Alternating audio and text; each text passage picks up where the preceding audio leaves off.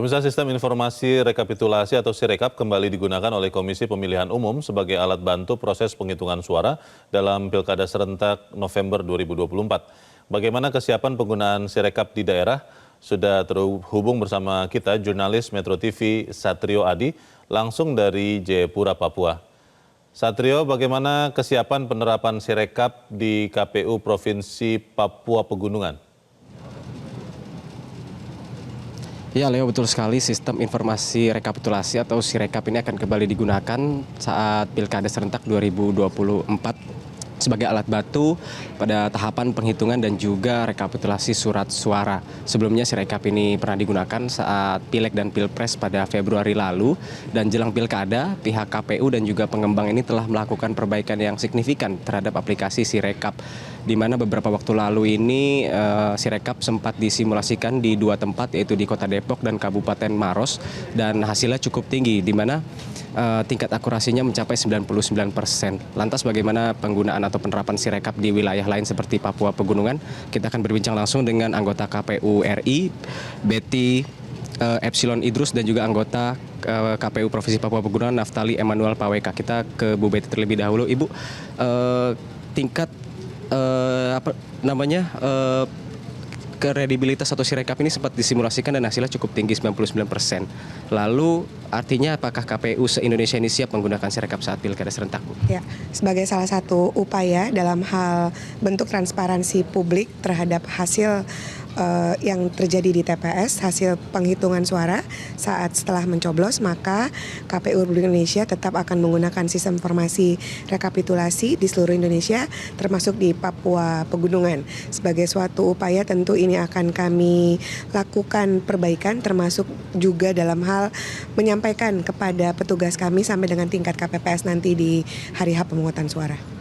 Kemudian di BIMTEK kali ini, apa saja poin-poin yang akan disampaikan kepada KPU Provinsi Papua Pegunungan? Bahwa Sirekap ini sudah ada beberapa perbaikan, ada aritmatika yang sudah kita perbaiki, lalu tata cara penggunaannya. Jadi Sirekap ini akan digunakan lagi di Pilkada 2024, tentu berbeda dengan pemilu tahun 2024 yang ada 5 surat suara, sekarang 2 surat suara, kecuali di DKI Jakarta dan di Yogyakarta. Oleh karenanya untuk selain tempat itu dan termasuk Papua Pegunungan, mereka akan kami kenali. Jadi akan ada uji coba kepada seluruh wilayah di seluruh Indonesia mengenali sistem kerjanya, kira-kira persoalannya seperti apa, mereka tahu nanti cara jalan keluarnya, lalu menyampaikan kepada PPK kami, kepada KPPS nanti di lokasi.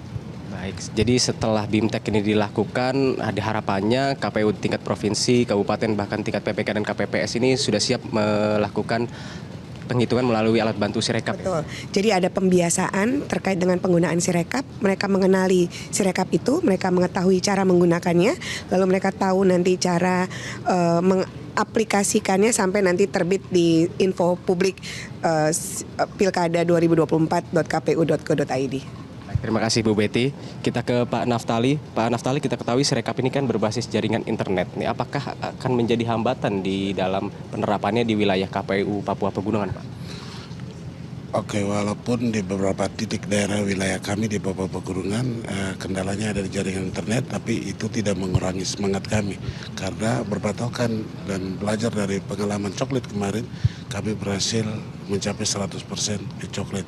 Sehingga dengan momen dan niat yang sama, Sirekap di Papua Pegunungan, kami akan berupaya untuk sebisa mungkin dengan kekurangan yang ada, kami akan wujudkan bahwa Sirekap di Papua Pegunungan bisa mencapai 100%.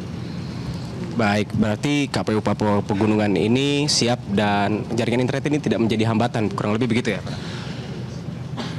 Secara teknis memang jaringan internet menjadi masalah untuk kami dan hingga sampai sekarang. Tapi bukan menjadi kendala bagi kami untuk terus bekerja mewujudkan Sirekap 100% di wilayah Papua Pegunungan.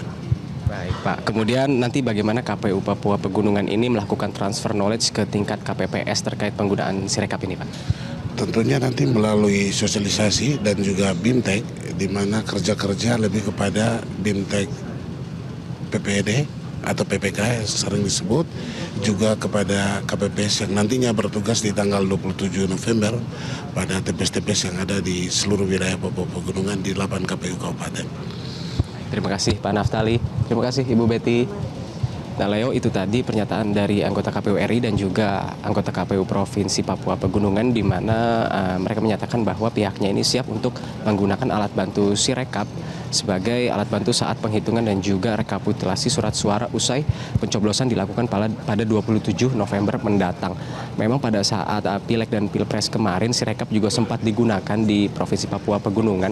Namun pada saat Pilgub ini berbeda karena form C hasil ini tidak terlalu banyak ketika Pileg berlangsung, di mana Pileg ini ada 18 partai, kemudian ada nama-nama caleg yang begitu banyak sehingga menyulitkan petugas-petugas di tingkat KPPS untuk mengupload hasil hasil tersebut ke Sirekap. Namun di Pilgub ini dinilai akan lebih mudah dan tidak memiliki kendala pada saat melakukan atau menggunakan dan menerapkan Sirekap sebagai alat bantu penghitungan dan juga rekapitulasi surat suara di Pilkada serentak 2024 ini. Demikian, Leo. Baik, Satrio Adi melaporkan langsung dari Jayapura, Papua.